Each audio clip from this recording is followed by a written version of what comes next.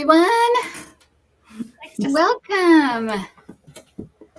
And welcome, Colleen. Who is it? Colleen. I was going to remember the last name. Trister to the club. Welcome, everybody. Welcome. Welcome to Ladies Night, where we talk about ladies past and present that made an impact. Welcome. Women empowering women. Yay. Always such a fun night. Looking forward to it. Looking forward to it. How is everybody? How are you, Andrea? I'm doing great. Thank you. How are you, Debbie? I'm doing good. It is a good Monday, and I think a lot of people had holiday today for Juneteenth. So happy Juneteenth. Yeah. Yes, happy Juneteenth. And I had a bone to pick with you ladies because I heard that you got a new gig. You're going to do The View, and I didn't hear my name mentioned. I was very upset about that. Oh yeah, no, you're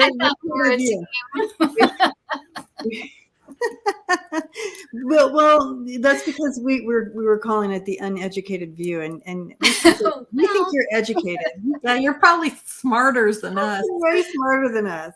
Actually, I could do the medical science portion. There you go. See? Yeah, because I have a limited knowledge. Well, good. Well, so we're going to be talking about three ladies, and it never surprises me anymore that three very different ladies from three very different times. Very interesting. So I always find it so interesting to see the parallels that we see with them, even though they're very different walks of life, different time periods. It's really cool to see how everything comes together. But I think that now we go in alphabetical order. For those of you who don't know, not that it matters to you because it's just for us. Who's coming next? Exactly. I think with that in mind, I think Debbie, you are up first. Yes. Okay. So the person I would wanted to talk to today and bring in for us is Ann Lister. And Ann, is there pictures there? Yep. Oh, I guess I don't see them. Do you see them? No. Yeah, we don't see them, Kim. You don't see them, so how do I? You have to hit slideshow, share, and then slideshow. Okay. Share. Well, go ahead and talk, and okay. I will. I just, everybody's probably looking at a blank screen right now, so I just. Is it up there now? No. Andrea will let you know when it's up. Did you go to share and then slides? Yeah.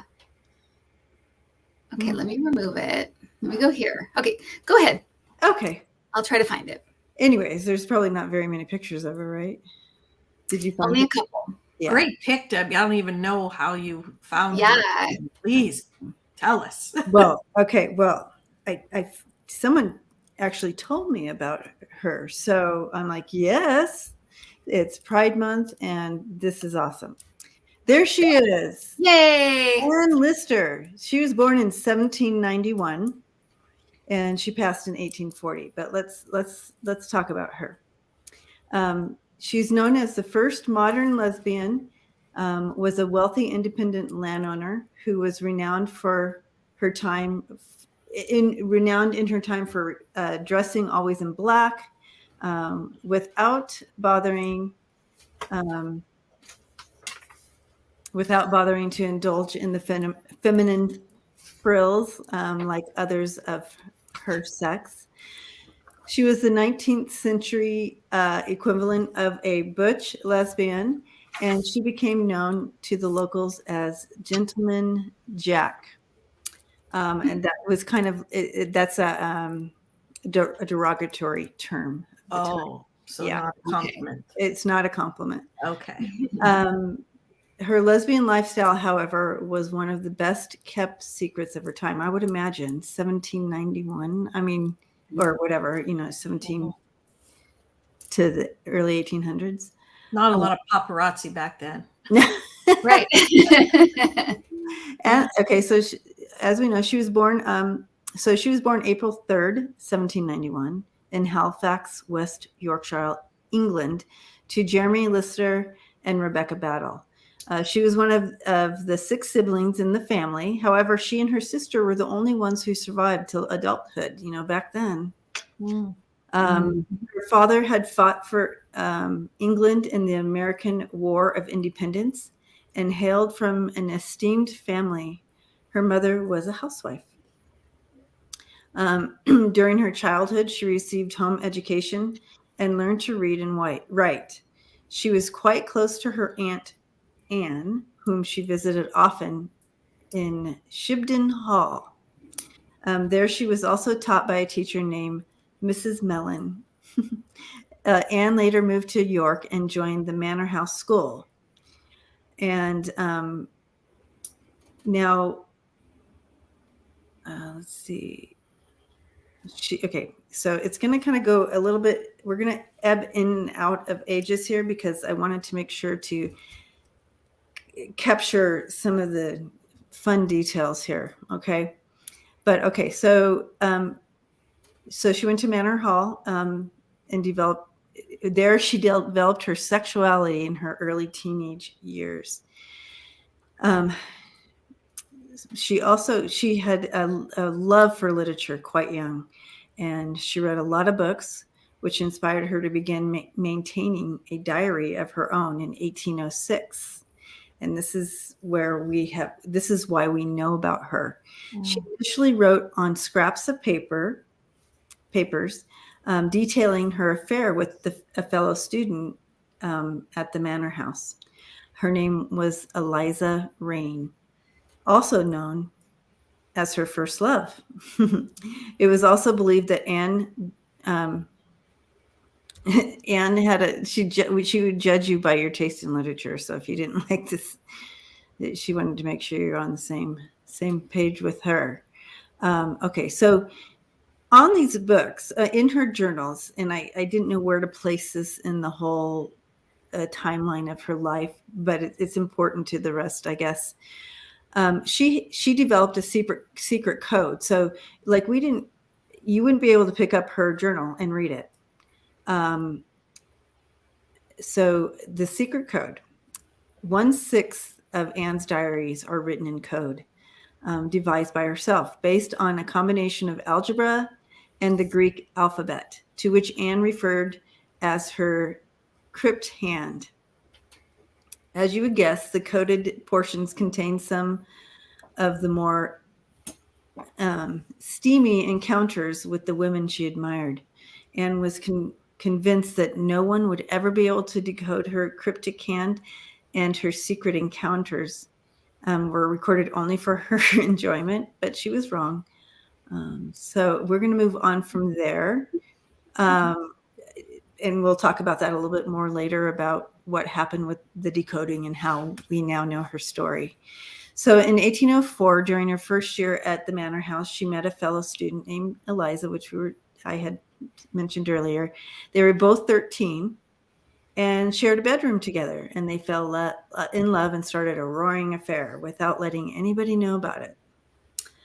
Eliza, her love interest, hailed from a rich surgeon family, so she also was wealthy. But Anne left school after 2 years, and the affair came to an end, leaving Eliza heartbroken. Anne returned to school, but by then Eliza had left and slipped into a depression. She had hoped to spend her entire life with Anne. However, according to Anne's diaries, she had already moved on with her life and many other countless young women and encounters. Anne also dreamed of becoming a rich woman so she could do whatever she wanted to do without bowing down to society's norms. Okay. So Anne had been a tomboy ever since her younger years, and also had an extremely masculine appearance for most of early life. She was because of that, for most of early life, she was made to live in a secluded attic, right? And that's where she developed her code and writing. And she was so dedicated to this. She wrote about the time she woke up every day, like what time of the day she woke up. She mentioned how long she slept, and she literally wrote everything in detail throughout the day. But I would imagine you're in your attic. What else are you going to do?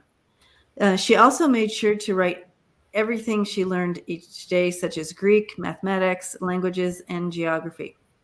However, the one feature that made her different from all the other girls of her age was her unapologetic love for women. She just lived it out, and it's just so interesting. It wasn't like she had any role models or anybody to look to. Isn't that interesting? So, okay, so while recording her sexual experiences with Eliza, her school love, Anne devised this code, the code language. So Anne spent the next few years seducing women and enjoying multiple affairs. She was an open lesbian by then and often wrote about her feelings and desires in her diary. She, however, never she hadn't fallen in love with anyone since that early time in school.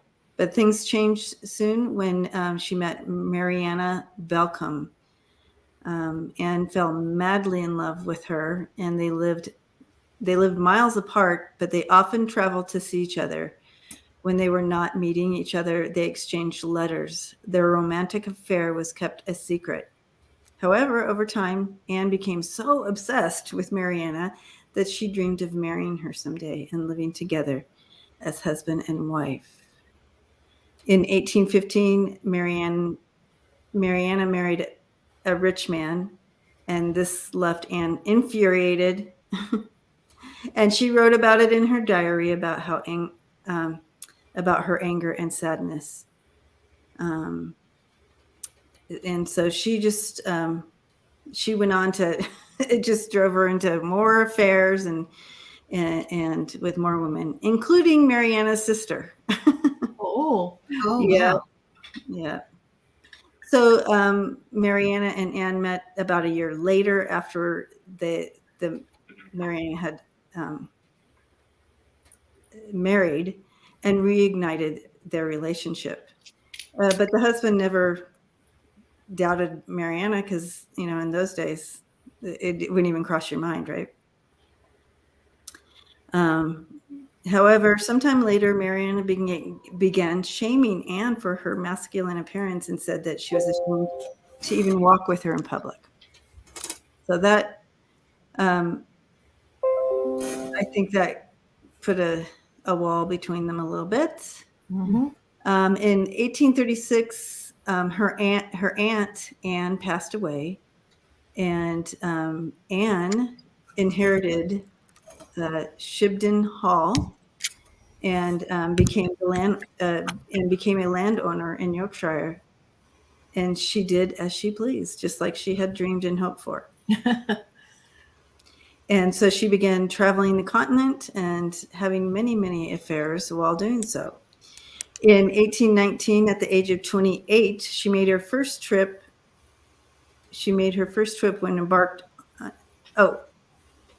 When she was on her first trip, she embarked on a 2-month-long trip to France.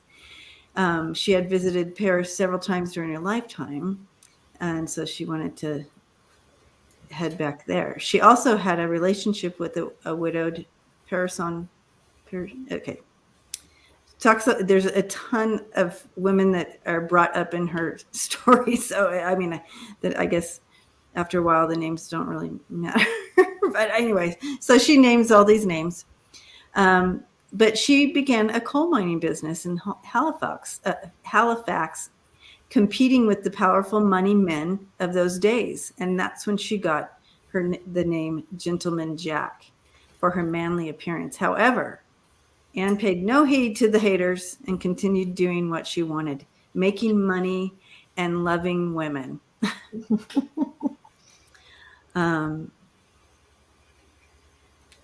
Okay.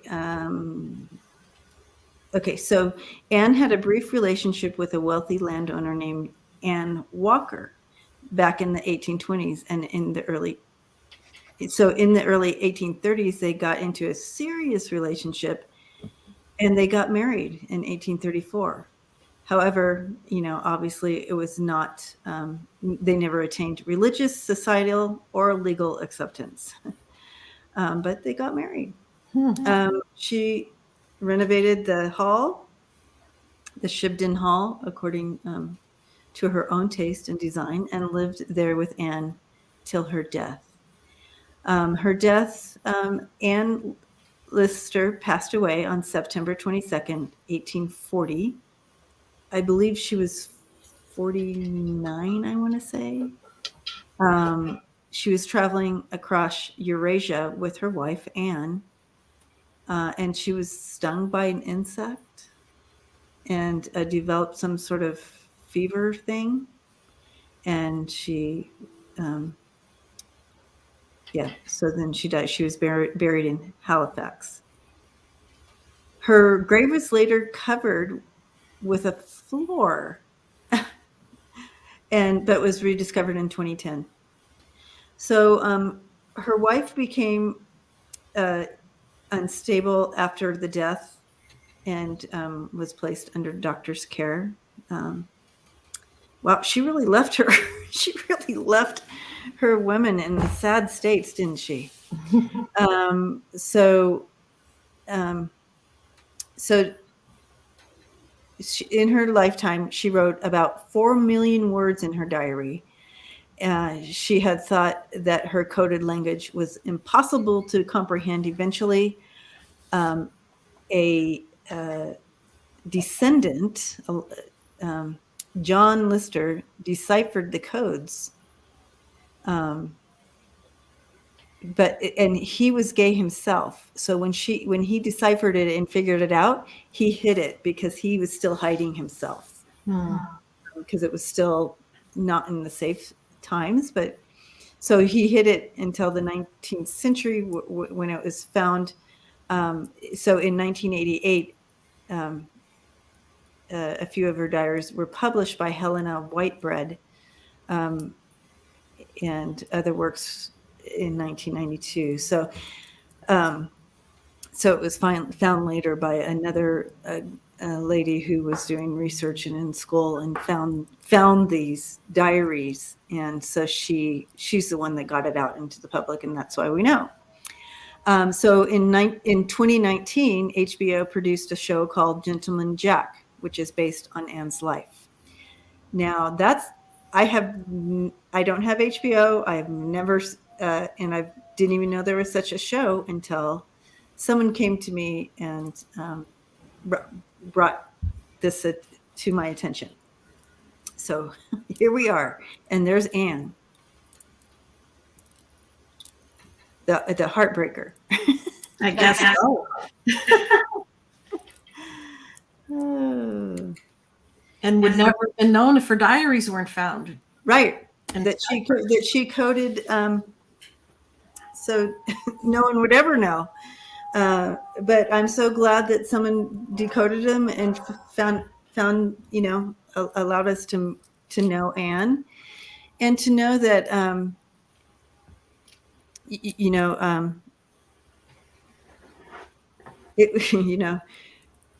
live in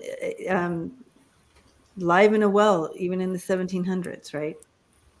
Wow, did you guys see that? I had a big orb. It was like, that big. Sorry, I missed it. Anne must be here. Yeah.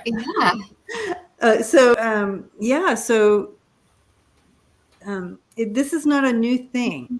People, just to talk about this before we ask Anne all the questions.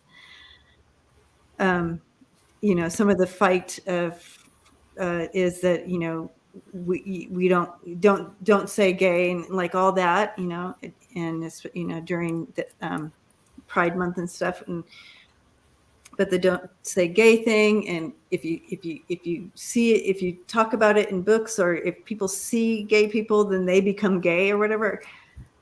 Obviously obviously that's not true. And but Anne didn't have any books or have any role models at all. She just lived her truth from just in herself. And Cosmic is going to say gay. Yeah.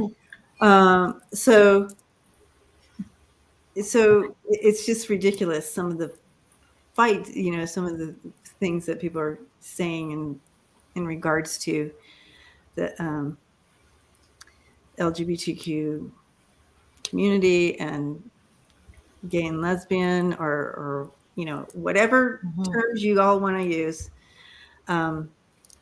Love is love. People are people. It doesn't, take away the terms. They didn't used to have terms. You know what I mean? It was just Right. It just was. And so I do believe we're going back that direction, but we're not there yet. But love is love. And but well, we love to label, right? We love to put labels on things because it makes it, we get nervous if we don't have a label for it or somewhere to put it, some box to put it in. And she definitely doesn't really fit in a box in so many ways, and was so early on. But as you were talking, Debbie, I wrote it down because I felt like, okay, well, she's talking, but she was like, I felt like she was commentating on what you were saying. It's like, and here's my 2 cents. But she came through with the fact that writing absolutely positively was her therapy. That's what she's saying. She was not ashamed of anything, is how she put it. And she would sometimes think, is something wrong with me because I'm not ashamed? I feel fine. I feel okay. But she was with a lot of people that held a lot of shame, wanted to keep secrets. And she came away understanding that secrets hurt you. If you hold secrets inside, they hurt you. They don't, you need to let them out, and you need to, you should not hold secrets inside, because they hurt you. She was very sensitive to others' shame and being uncomfortable, even though she was not. So she was very sensitive to other people and understanding that they were not where she was. And she knew she was unusual that way. But she was happy she was that way because it made her life uncomplicated in a lot of ways, where it could be very, very complicated. And she also said how much she loved Paris. She loved France. She felt they were, at the time, I guess, I don't know anything about this, but she said at the time they were much more progressive. Open and kind of willing to, she ran in circles that she wouldn't have been able to run in otherwise. I guess the elite were very open about stuff like this, and she felt comfortable and they felt comfortable. So she loved, but she just said she absolutely loved Paris and loved France. But yeah, so that's what I got as you were talking. She just kind of was chiming in. So I thought, well, I better write this down so I don't forget. Oh, yeah. Yeah. I think she had a lot of charm and charisma too. Like just I think so. Yeah, there's like a heartiness to her. I don't know if that makes sense, but there's a fullness to her that I can feel. She lived life to the fullest. And so it's this is a person who lived life without regret, was very did what she wanted to do, lived life to the fullest, and I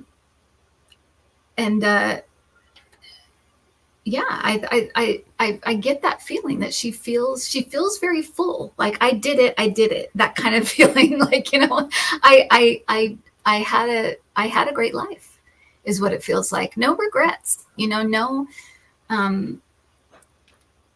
There's a joy to her. Yeah. And, you know, they talk about her putting all these women under her spell or whatever. It goes to show you the amount that women were, you know, I think there's a combination of things going on with her here, but that women were oppressed, and but they certainly were attracted to her. So what does that mean about her? She allowed them to be themselves fully, right, in her presence. Yeah. So it would make sense to all these affairs she had, whether the women were married or not. You know what I mean? Mm-hmm. So interesting. But her desire, she always wanted to get married. She wanted to have that monogamy or whatever. It's monogamy, right? One person. Mm-hmm. I see her shoes. I can smell the leather of the shoes. They're men's shoes. She wore men's shoes. I also smell whiskey. So I don't know if she drank or not, but she's sitting back with her feet up, like she's just really comfortable with herself. Mm-hmm. You sound like you're describing me. Maybe there's a similarity. I don't know. I'm kidding. I don't wear men's shoes. I bet she wore men's shoes. She didn't want to wear women's shoes. It was a choice she made. I can see them. I could smell the leather, and I can smell I believe it's whiskey, and just sitting back and quite content. Thank you very much. Yeah. I get that feeling too, Andrea. And somebody said men's shoes are more comfortable, Wildflower says, and especially at that time, right? I can't imagine. Yeah. So we did wear boots, Krista. So okay. So like men's boots and shoes. That's what I see, like small men's shoes, but they fit her. Mm-hmm.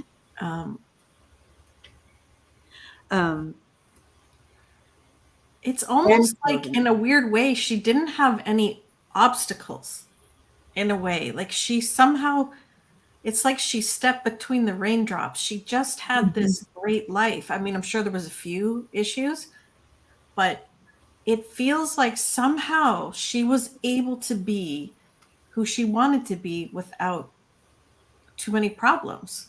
Mm-hmm. And at that time would be almost impossible. Right. Mm-hmm. It was like she was born to the right family, the right type of love, the right time. You know, she's telling me her parents didn't know what to do with her. They're just, and so, but of course, you know, they loved her, but they didn't quite, you know, obviously get her, right? But they didn't, you know, they could have totally ostracized her and like said you're not a part of the family, but they didn't do that. So there was love there, but she just said she kind of just like I did. She's like they didn't understand what they had on their hands because it was so outrageously different than what they were used to. And she said it also helped that they weren't particularly religious. So they didn't have that. Right. They didn't have that you're burning in hell thing. Right. Mm-hmm. So that was helpful. Her dad seems to be a progressive thinker here. She's showing me, you know, for that time. I think more of the rub, if there was any like tension, was between her and her mom. I think here is what she's showing me. It just kind of like, you know, the mom wants her to be in the dress and the this and the that, and she's like, from a very early age, no. That's a good question. What does she think of the code being broken? Being broken. Oh, she actually is happy about that. She because she sees that it helps it first of all, it helps show history and insight to the times and so forth. What is she saying here? She's saying something that I don't want to say humanizes the time, but like that, it feels like that. It familiarizes the times, something like that. Do you know what I'm trying to say, Andrea? Not quite. You have that look on your face like, I'm not sure what she's saying. I'm not really sure, but what I did connect with was and I thought it was really profound, is she's showing that this was happening hundreds of years ago. People were gay. They were gay thousands of years ago. Yes. Right? So that's what I'm How is this nonsense? Normalized. Okay. There we go.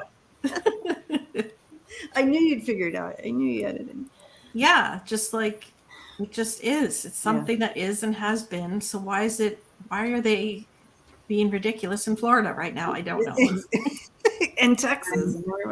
Yeah. And I got the illumination card for her. And that is, I feel this is her knowing who she is and just letting it shine. It's also orange, which is your sacral chakra, which is your reproductive sexual chakra.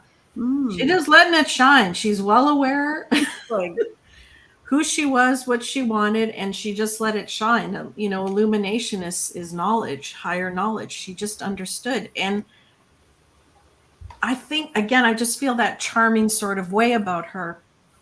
The way she put it out there, she wasn't offensive, let's say. Not that it's offensive, but wasn't too harsh. It wasn't. They knew she was different, but it wasn't like they didn't beat her up for it. Or I just don't know. She just had this thing about her where she was able to get around and not get hurt or ostracized too badly. Yeah. I don't want to say luck of the Irish or something. I know. I agree. You know what I mean? But I think that's part testament to her personality. I think she knew maybe when to, or just how to charm the crowd. And whether it was the lady or the men she was trying to just work with or get around. Exactly. That's exactly what she's bringing in, Andrea. She's showing me the men that she worked with and, did that coal mining business or whatever with. She was right up in there with them. And, they just, with their inability to know what to do with her, they just called her Gentleman Jack to make it so they could talk to her like a gentleman. Because they had, back then you talk to women like this, they were in this box and men were, here. So they had to give her that name to be able to talk to her. So, but she was, and respected in that.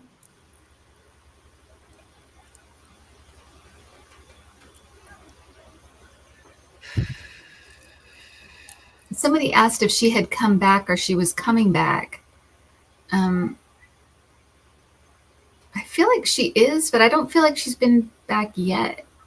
I kind of feel like it's coming.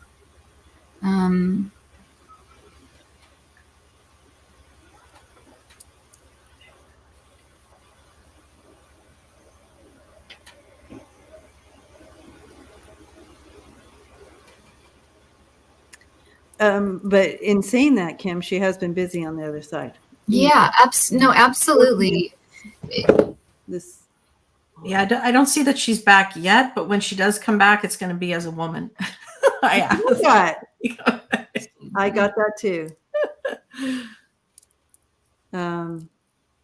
But she's been behind the scenes with this whole equality and seeing this whole LGBTQ, that whole scenario behind the scenes there. Especially with, she's told me, working with suicides surrounding the LGBTQ community. Oh, wow. Yeah. For her. On the other side. Yeah. Well, which is interesting to be, because she never had that in her own self. She never felt like, I'm going to kill myself because I have this that I'm dealing with and no one loves me. But she took up the arms on the other side for that. That's interesting to me. Yeah.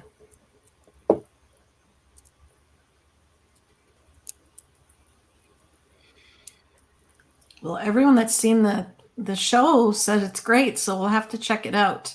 Gentleman Jack, wherever you can find it. I don't have HBO, but I'll try to figure it out. Yeah, I don't know if it's on Netflix or anything. Do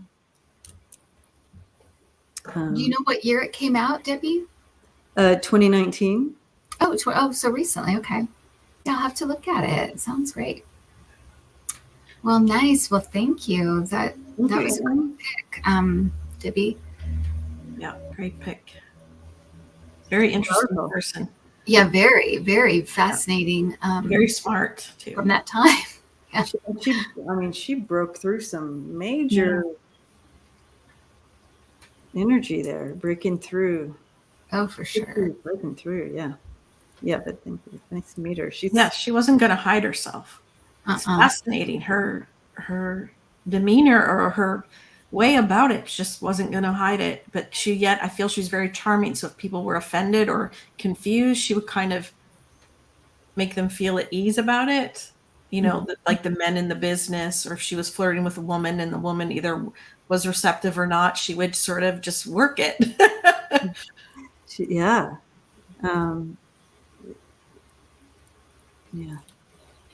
Anyway, she had something, I just lost it, but yeah. Love that. I was going to tell you her energy, because if anybody wants, the feel of her energy, she doesn't feel male or female to me, and so she's coming in as a more of a non-binary filter. Yeah, you're right, Debbie. Yeah. That's actually very true.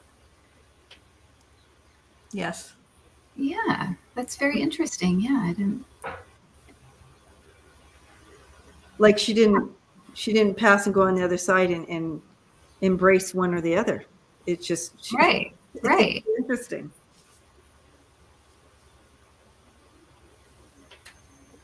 Wow. All right. Wonderful. All right. Well, that was a great pick, Debbie. I think I'm next, right? I think I'm next. Yep. Okay. So my pick is Billie Jean King. Mm-hmm. I picked a live one. She's live. So in the 70s, female athletes, at least I remember all over the place, was two female athletes most of the time, Billie Jean King and Dorothy Hamill. I feel like we would see them everywhere in the 70s. And they were, it's weird because fame at that time, it's just different than today, because fame today is so spread out. There's so many mediums. There's so many different levels of fame. There's all kinds of, there's worldwide, there's, internet, TV, movies. It's very different. When there used to be only 4 channels, the whole country would be riveted to watch certain people. And so this woman was iconic during that time. So she is an American former world #1 tennis player.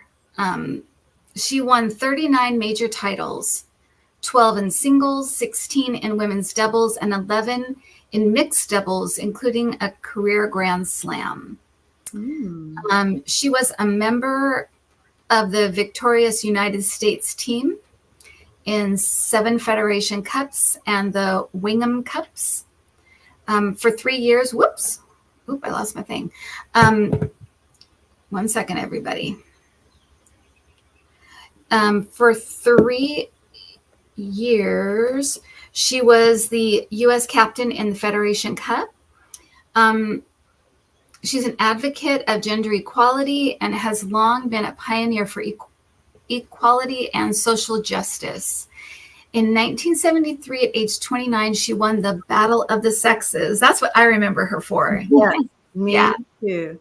Yep. Battle of the Sexes tennis match against 55-year-old jerk Bobby Riggs, the jerk Bobby Riggs. Yeah. He was just kind of a big mouth, sexist kind of the. She was also the founder of the Women's Tennis Association and the Women's Sports Foundation. She was regarded by many in sports as one of the greatest women's tennis players of all time. She was inducted into the International Tennis Hall of Fame in 1987. So her early life, she was actually a pretty normal upbringing, except for, well, she grew up in Long Beach, California, but except for her family was very, very Methodist, very religious, very conservative. They were also very, very athletic. Her mom was a famous swimmer. Her dad was a Major League Baseball player, and she excelled early in baseball and softball. But at age 11, her parents wanted her to find a more ladylike sport. So you can see how they were and how they thought. So they bought her a tennis racket, and she excelled in tennis. And she went to Cal State and excelled at college, where she met her husband, where her boyfriend and then her husband, and they married in 1965. Now, she did have an identity crisis later on, trying to kind of deal with her sexuality. She was a lesbian, but because of her very conservative upbringing, she was not comfortable with that, and she thought she could fight it in some way. About 3 years into her marriage, she did have an affair with a woman, and that lasted several years. But back to her tennis career, we'll get to that in just a second. Back to her tennis career, in 1972, she won the King's French Open, and then she was in the match, the famous match with Bobby Riggs in the Battle of the Sexes. And that was in Texas on September 20th, 1973. The match garnered huge publicity. I remember this so well. And I was young. I was really, pretty little, but I remember it all the time. You were like one. What's that? You were like 1 year old. I was just tiny. But she won. She won $100,000, and she beat he was 55 at the time. He just kind of had a big mouth, and she's like, "Oh, well, put your money where your mouth is and let's play." And so she beat him. The game were 6-4, 6-3, and 6-3. So she not only beat him, she really beat him. The match is considered a significant event in developing greater recognition and respect for women's tennis. King said, "I thought I would set us back 50 years. I didn't win that. Or if I didn't win that match, it would ruin the women's tour and affect all women's self-esteem." So she had a lot of, it was a lot on her shoulders at the time, that if she didn't win this was going to be a big setback for women, but she did. And she said, "To beat a 55-year-old guy was not the thrill for me. The thrill was exposing a lot of new people to tennis." So even then, it didn't go to her head. She just put it, in the right place in her career. But privately, 3 years into her marriage, she had an affair with a woman, and she came out as a lesbian quite late in life. And it was a struggle for her because her parents were very conservative, and they had very homophobic views. And later she said about this, "I wanted to tell the truth, but my parents were homophobic, and I was in the closet. As well as that, I had people tell me that if I talked about what I was going through, it would be the end of the women's tour. I couldn't get into a closet deep enough. One of my big goals was always to be honest with my parents, and I couldn't be for a long time. I tried to bring up the subject, but felt I couldn't. My mother would say, we're not talking about things like that. And I was pretty easily stopped because I was reluctant anyways. I ended up with an eating disorder that came from trying to numb myself and my feelings. I needed to surrender far sooner than I did. At the age of 51, I was finally able to talk about it properly with my parents and no longer hid it. I have to measure my words with them still. That was a turning point for me, and it meant I didn't have regrets anymore. And so already I'm seeing a reason why these women are back to back, right? One completely had, she didn't feel shame about who she was. She was out, did what she wanted to do. And here is this amazing, amazing athlete that is so admired and felt she, as she put it, couldn't find a closet deep enough. She was so secretive and it almost killed her. It sounds like it was really took a toll on her health. The fact that she was holding this in and not feeling like she could be who she was. But she is now 78. She's still alive. And she is very active in LGBTQ, right? LGBTQ community. And she was very active in the AIDS Foundation, so that's who she is, and I'm sure that I'm feeling like for her, I feel like I got on with my life. Like I came out, I got on with my life, but I feel like she can't quite let go of all the years she had to hide. I feel like it still haunts her, basically. That's kind of how I feel with her. I'm sure that it is a relief to be out, but it does feel like I can't quite, I'm upset with myself. I didn't come out sooner and just couldn't suck it up and do it. But it was a struggle. Yeah, it is a struggle. You still have Ann Listers on the, yeah. It's incredible to think that she was 51 when she was able to tell her parents. 51 and then able to tell her parents. I mean, what a long time. At least 30 years she would have known at least how she truly felt. That's quite a struggle. That's a personal struggle she would have gone through for so long, and so many do. I'm so glad she was able to do it, and again, as you say, all that pressure she had on her for that tennis game. Mm-hmm. Imagine the weight of the women's rights movement, women in sports, all of this stuff weighing on you, playing one game against some guy.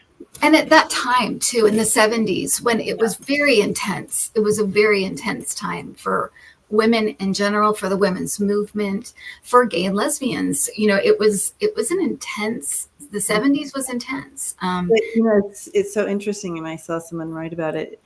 I didn't know she wasn't out. I always thought she was gay, and I didn't know she wasn't out until I just heard the story. Yeah. That's so interesting, watching her back in the day. It was just, yeah. And maybe it was just like not officially out. Maybe it was kind of one of those things that people, they knew about her behind, but it sounds like she didn't feel like she was out until she told her parents. Oh. That was the hurdle. It feels like she had to cross before she felt like I'm out. Which makes me think she really loved her parents too. She didn't want to upset them, and she didn't want to be disowned or anything like that. She was trying to be very respectful of their feelings. And I bet they would have embraced her if she would have told them at any time, but you never know. But sometimes it just takes us longer to embrace ourselves. Yeah. And so it took her longer to embrace herself. And once she did, Great. Good, and just beautiful for her. Yeah. Just stepping into her energy now, there is, even though I do feel a peacefulness around her as far in regards to being herself, of course, by now. But you're right, Kim. I feel like there's still that little bit of something there. Mm-hmm. Can't place my finger on it, but I do too. I think it has to do with just, we're talking about a woman, before this that kind of had no regrets. And I feel like she has a lot of regrets. She has a lot of, and I think to me, it feels like she's working on and knows she needs to forgive herself. But I feel like she carries a lot of guilt, if that makes sense. I think she feels like she let people down by not coming out sooner. Yeah, on both sides. She's battling the both sides of right. guilt on both sides. Because she was so high profile, she's thinking, if I had come out earlier, could that have helped more people? I waited till I was 51. Could I have done more? But she can't have, that's just the way it is. Right. And it's such a personal decision. Yes. Even if you're high profile, it is a personal decision, it has to feel right to you. And she couldn't get there for a long time. And again, her health suffered because of that. She became even had an eating disorder because of it, bottling it up inside and all those feelings she wasn't able to express. Yeah. I I have such sympathy for her. I have such I have such sympathy and I understand her in a lot of ways. I feel like I understand her confusion is what I want to say. Yeah. And she already had enough pressure being a world-known athlete. Right. Yeah. Like, that's not enough pressure. Exactly. That's a ton of pressure. And the weight of women's rights on her, at different times in her career. And then, it's like, how much can a person take on, and feel like they're responsible for? Yes. And I got the wordless card. Things she left unsaid in the past. I think that might be what she didn't say. I think that kind of haunts her. And I really want to send energy out to her that she doesn't need to feel that way. She can't take on that much responsibility. Right. And Lama Bryant, yes, she did beat Bobby Riggs.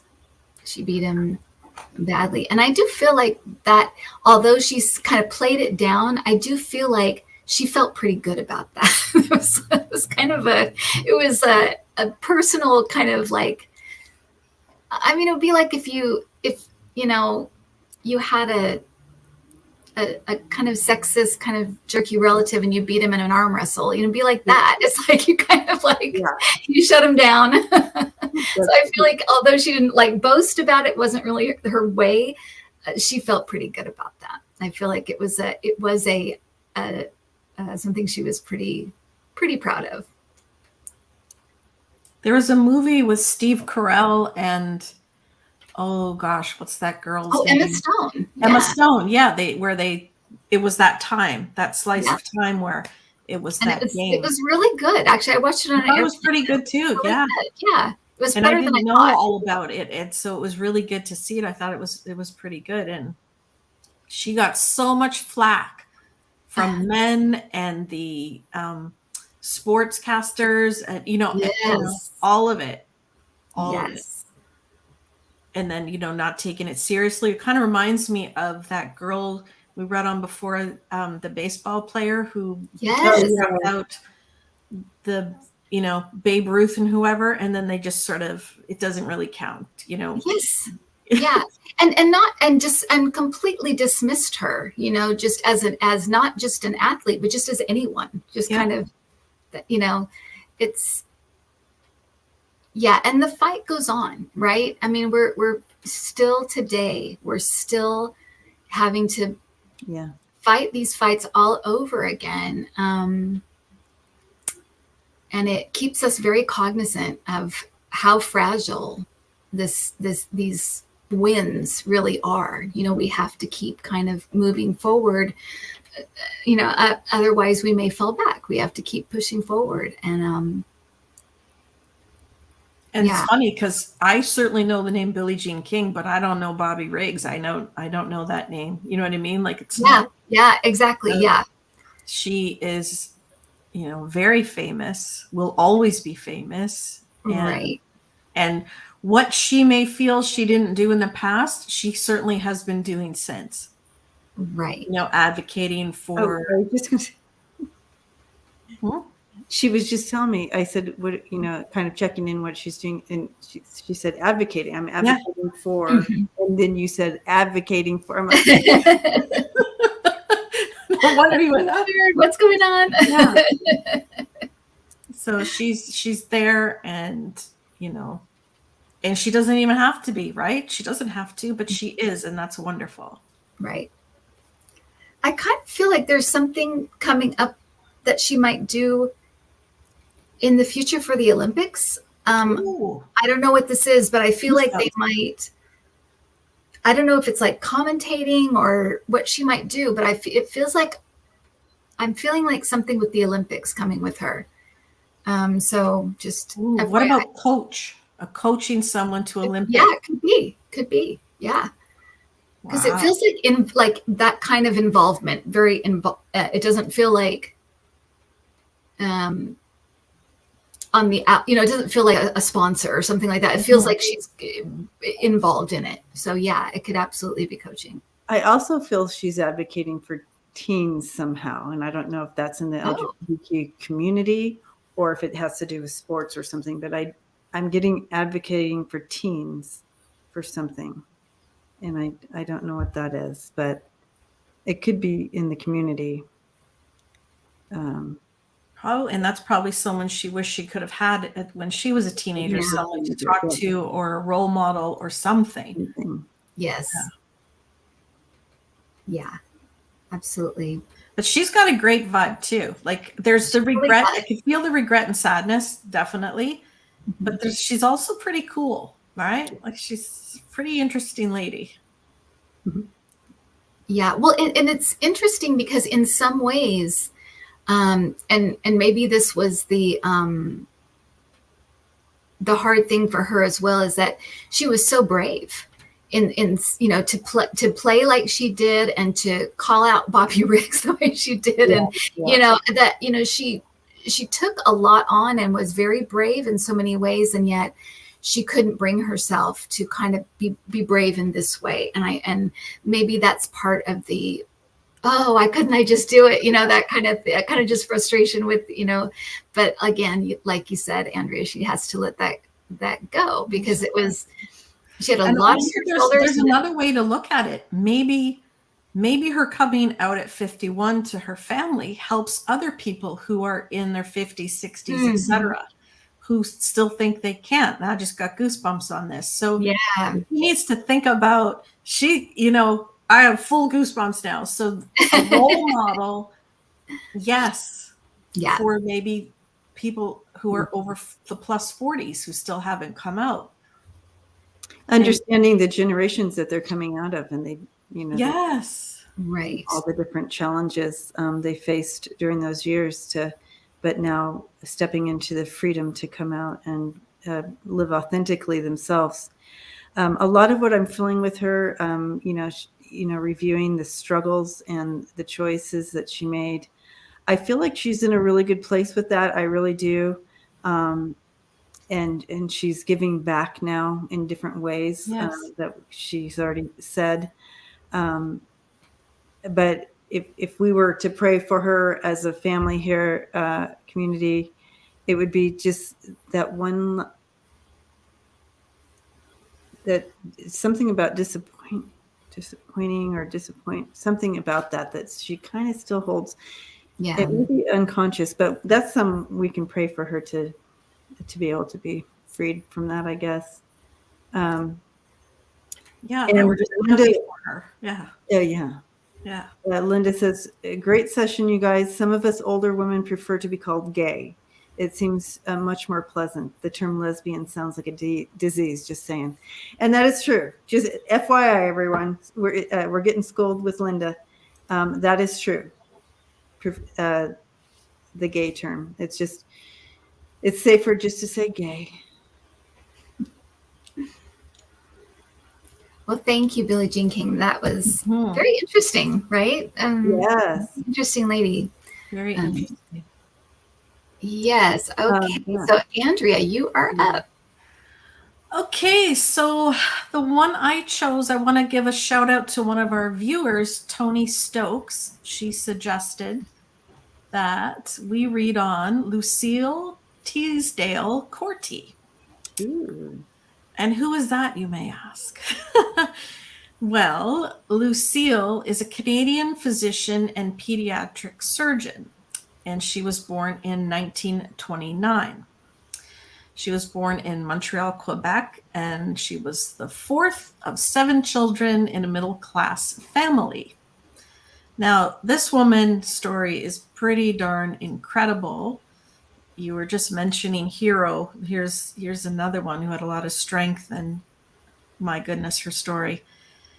So, born in 1929. In 1949, she entered a Catholic high school, which was one of the first congregations of nuns established in Canada who were dedicated to teaching.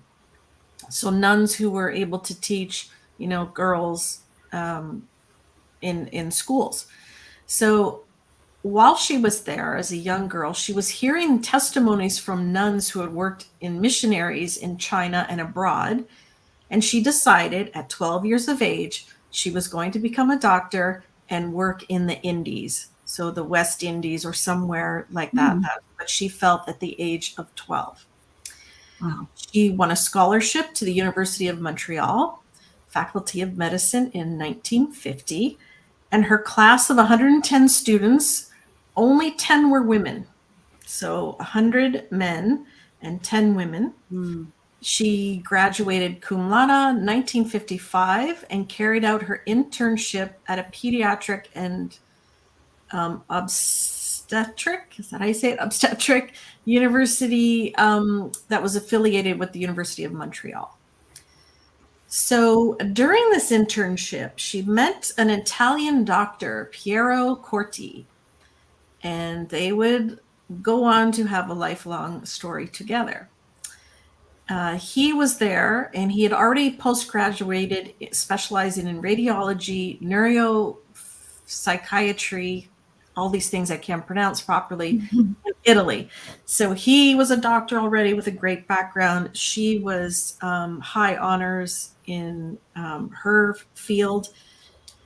And they met, and they hit it quite off. And they both said that they had this sense since a child that they wanted to be of help somewhere in the world where help was really needed. They both had a calling as a child to do this. So, as I said, they got along. That's fine. He went off overseas for a bit, and she continued her internship and enrolled in postgraduate school for pediatric surgery in 1958. So she also became a surgeon.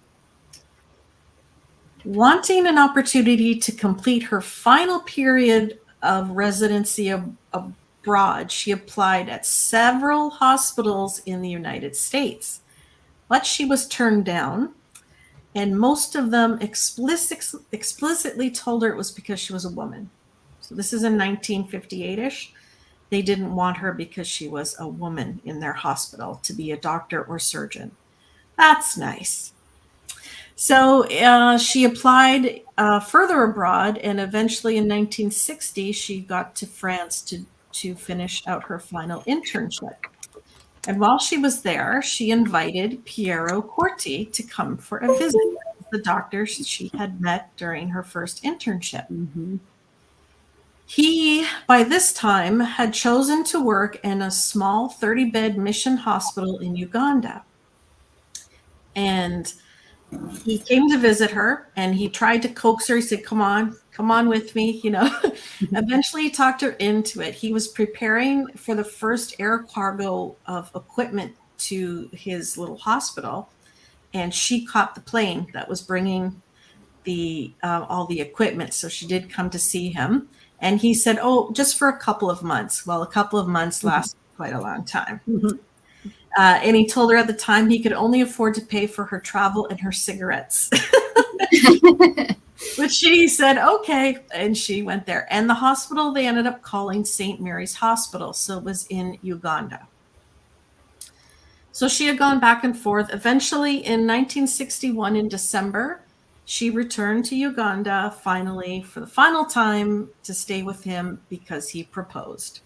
And they got married in the hospital chapel, in the hospital that they would continue to work at for many years to come. So they got, that's so sweet. They got married in their little hospital chapel. In the next year, 1962, she gave birth to their only child, daughter named Dominique.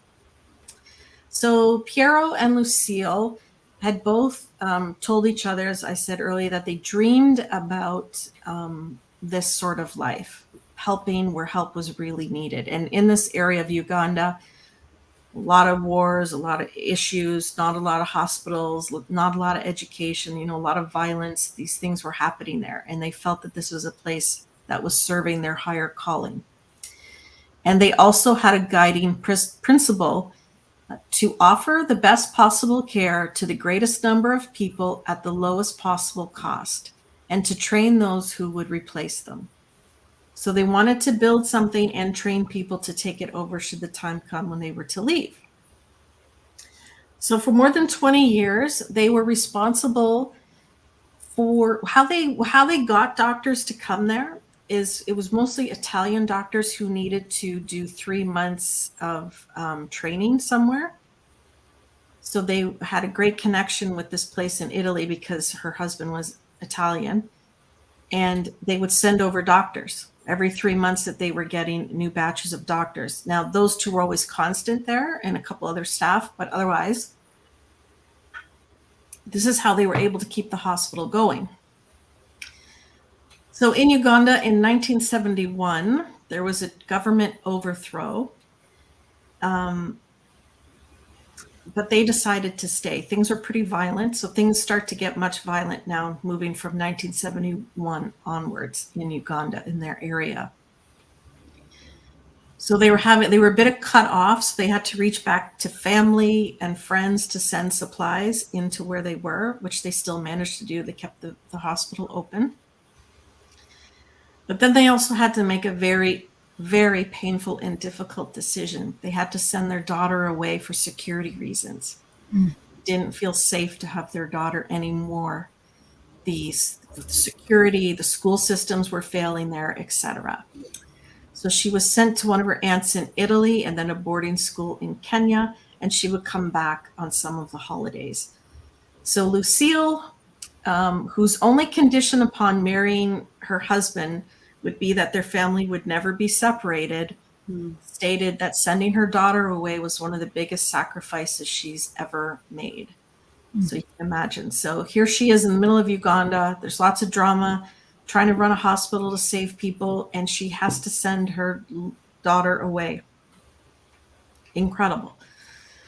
In 1979, there was another government overthrow, and this time was it was the beginning of the most serious period of insecurity at the hospital. The hospital was repeatedly ransacked.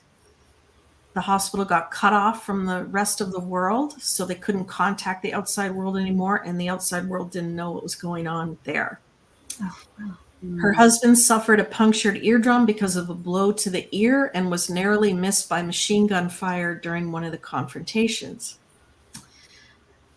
With all of this drama, it was harder to get the staff to come in anymore, so Lucille had taken over most of the surgeries due to this. In 1980, a civil war broke out, and again, more violence. It doesn't stop where they are, and yet they stayed. very courageous.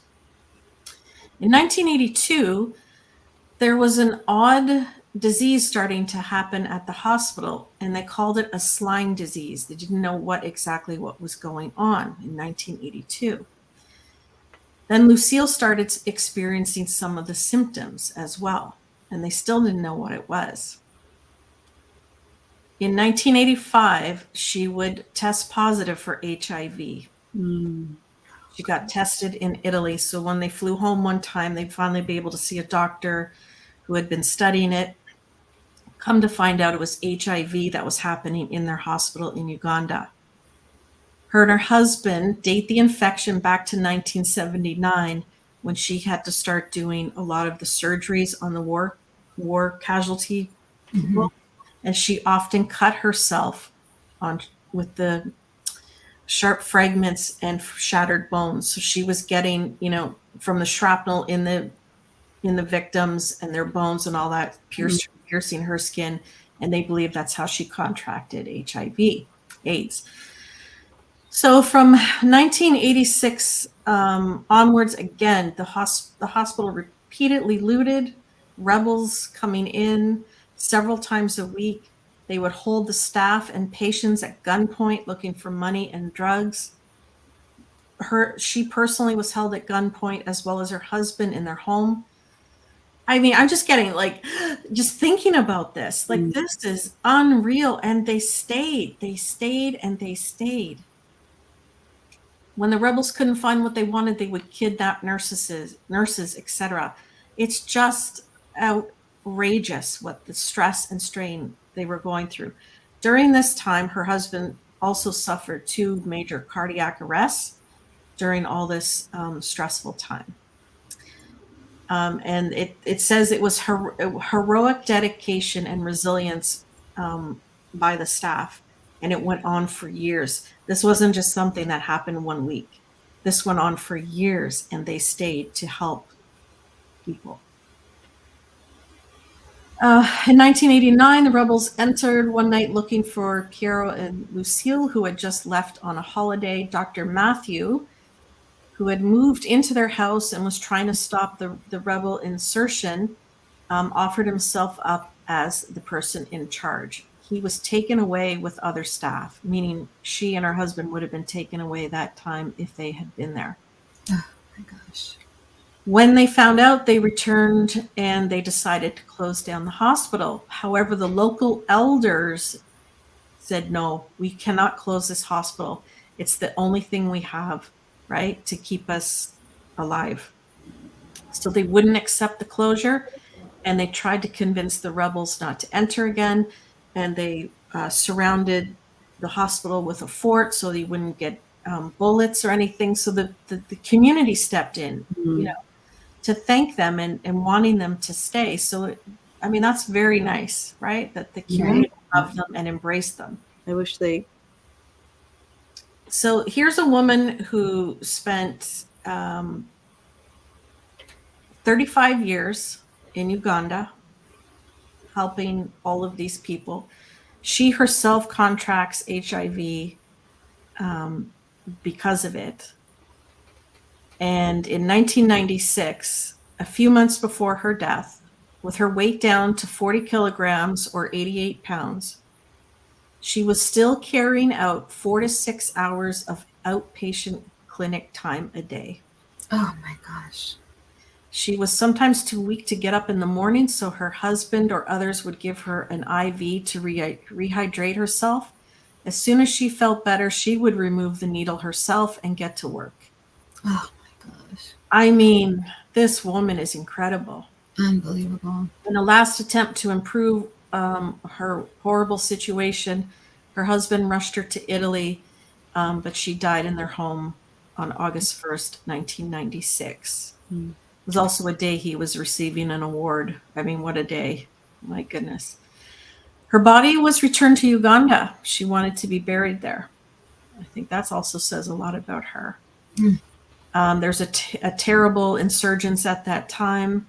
The military airlifted her body and her husband to the area because the roads were too dangerous. many of the community, the nurses, etc., would walk. It was 40 kilometers by foot to get to where they were going to bury her. And the military positioned an armed tank outside the cathedral for the mourners' protection. So she was held in high regard by the community for sure. And she was interned in one of the hospital's courtyards, so buried at the hospital. I mean, this is incredible. So her husband kept a struggle to keep the hospital open, and today it counts for over 300,000 patients each year and has been chosen to represent the battle against AIDS in Africa, since it was the first hospital to identify and confirm the first AIDS cases in Uganda to the Ministry of Health. I just want to burst into tears on that. Yeah. It also opened a tuberculosis department in 1993. And after many operations on his heart, he passed away in 2003. He was 77, and he spent 42 years of his life as a missionary in Africa. And like I said, she spent 35. So they lived out their dream.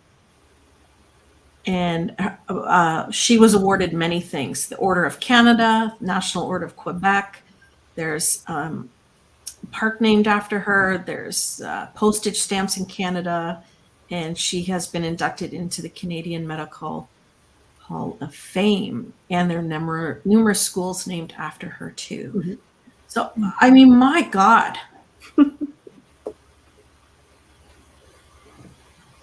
I have nothing to say. This woman, ill, for 88 pounds. Months before she's dying, she's still taking care of people. Well, I'm exhausted just listening to that amazing. I mean, that is just an amazing story. And she would be one of the first women to have AIDS. I would imagine she was right there. Yeah. And they didn't know what it was yet. Mm. So this weird disease, and she started having symptoms. When you first started reading her story, Andrea, I looked over at her, and she's in a hallway, and she has all her scrubs on, and she's just kind of sitting down, and she's just exhaustion. This is when you first started reading, we knew nothing about her. She's showing me this exhaustion, but she looks up at me and she's smiling. Mm-hmm. She's like, I'm right where I'm supposed to be. Yes. And yes. And then you went on in her story, and that's why I'm so emotional, is because it's like, oh my, for her to come in and show me that piece before you told the story, it was her saying, I was right where I was supposed to be. Mm. I love the exhaustion, the terror, that was where I was supposed to be. And so I just wanted to say that. But I know, Kim, you were taking notes too. You were getting stuff. Yeah. Well, because you said at age 12, she knew. Had this calling, and she's saying it was a knowing. She knew that she had, and she knew, she's saying this was she knew early on her life would kind of be a life of sacrifice, that she'd be giving things up for the greater good, is how she's kind of making me feel. But not only does her energy feel extremely like intellectually just intelligent, an intelligent woman. Yeah. To me, she feels very light, feminine, but there's such humility there. She's so humble. There is such a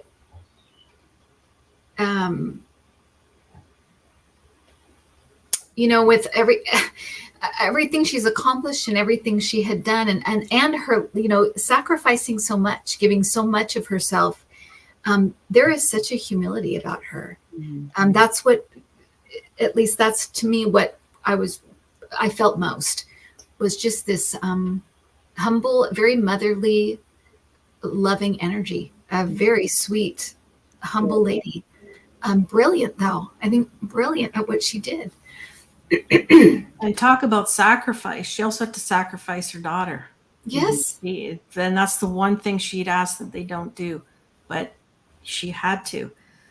And I just am pretty excited to say this. Here's her daughter. She's a doctor. Oh, Someone asked about her daughter, so I wanted. She's a doctor too. yay. Yay. Great. She serves on the board. I'm going to burst into tears. The board for her parents' hospital. Oh my gosh.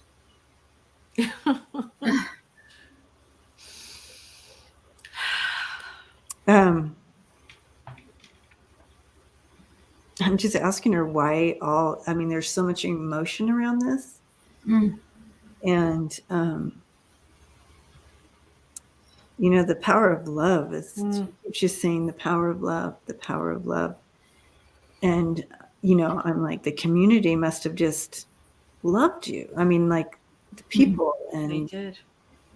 And the elders of the community wouldn't let them close, beg them not to close. We will protect you. We will build a wall so there's not bullets coming into the hospital. I mean, oh my goodness. And the thousands of people that they saved in their lifetime there, the babies that they helped bring into the world, treated, the soldiers, everyone, the elderly, all of those people they saved, and all of those people would have had no hospital at all if it wasn't for them. And just what a completely selfless life. Is that the right word? Where they just completely gave of herself. Mm-hmm. And she's highlighting a few women that she regards in her heart as she calls them my sisters. They became family to her. They were her sisters. I guess they probably worked in the hospital with her there, but they would have been in the community, like in that community, but became her family. They were considered family as well. But she's highlighting three of them that she really regards as powerful women.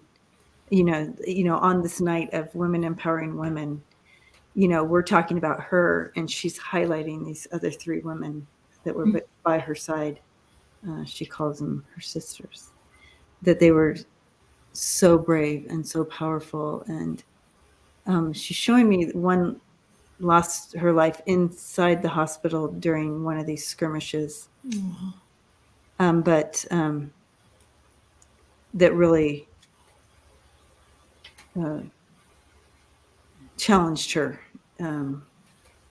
But again, it all goes back to love, she said.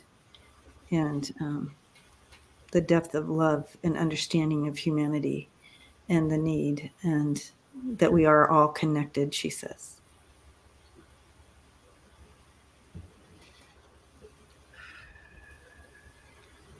I got the pain card for her upside down, and all I could hear is her saying whatever pain she was going through was nothing compared to what they were going through. So again, red being your root chakra, who you are, ignoring her own pain. She ignored her HIV, like in a sense, just to help others, putting it to the side. I mean, the woman weighed 88 pounds and needed IV just to be able to stand up, and then goes and helps other people. If that's not a saint, I don't know what is.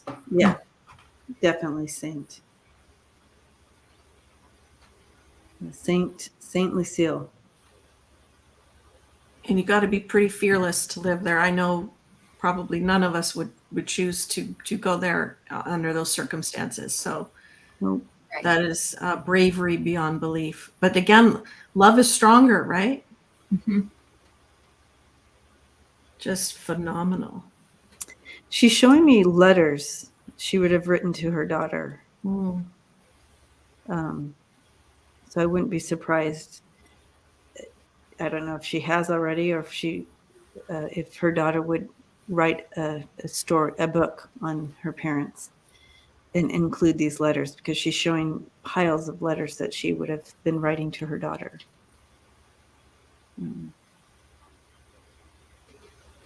but yeah, if they haven't done a movie or something or a story on them, they should.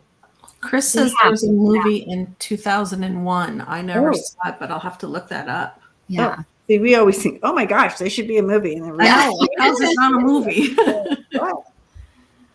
Yeah. Interesting.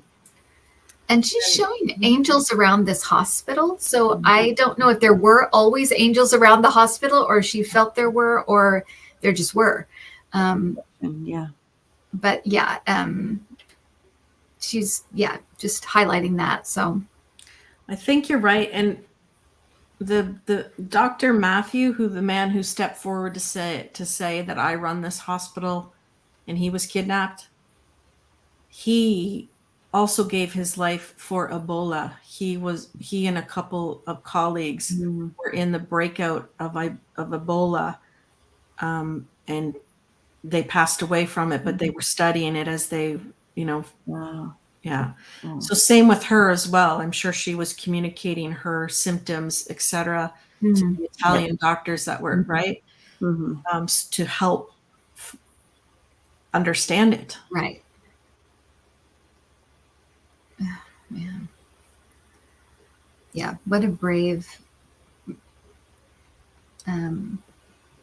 lady. And all these three ladies, very brave in different ways. Very brave today. I got some warriors today. Courage. Yeah, real courage in different ways. Definitely different ways, but very courageous. But man, what? Yeah.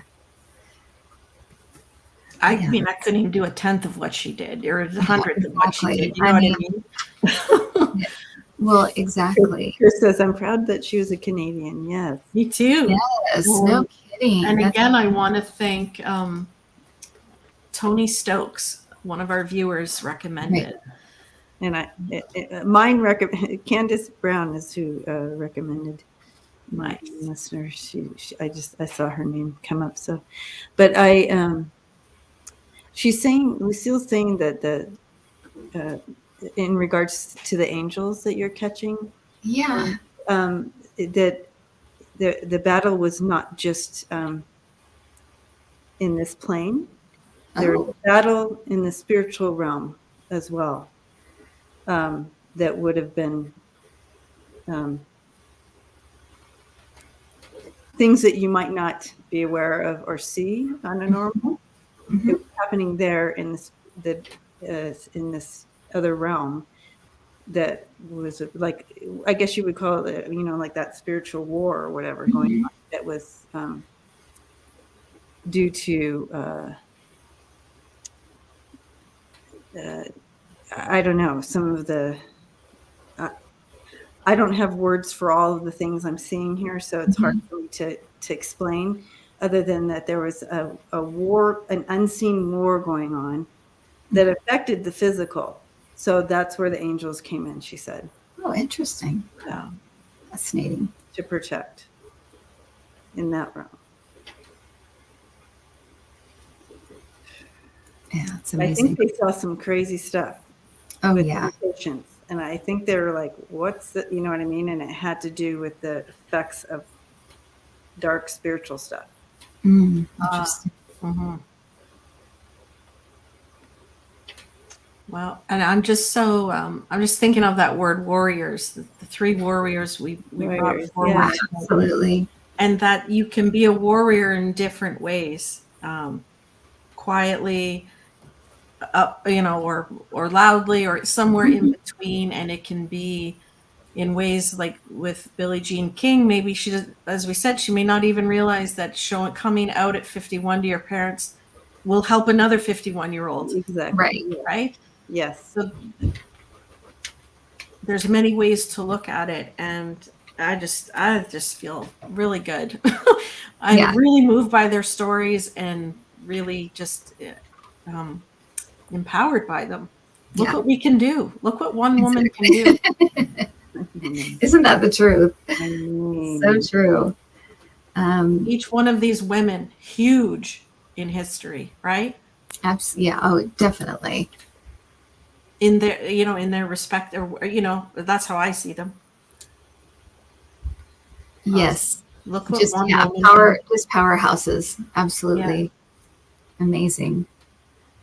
Well, ladies, thank you. Thank you, Lucille. That was, yeah, she's amazing. Great pick, Andrea. Wow. Or I guess I should say Tony. Tony, yeah. Great. Well, good. Amazing. These amazing ladies. So next week, where are we? Are we on We'll be on Andrea's? my channel. Andrea's. On Lilac Lantern. All right. Well, good. We'll see you there. We'll see you there. Yay. Thank you, everyone. Thank you for coming, everybody. Thanks for hanging out with us on a Monday night. Hugging you all. Hugging everybody. And what can you do, right? Exactly. How are you going to be a warrior this week? Oof. We're watching. All right, everybody. Thanks so much. Thanks, Andrea. Thanks, Debbie. Thanks, Thanks, Kim. everybody. Bye.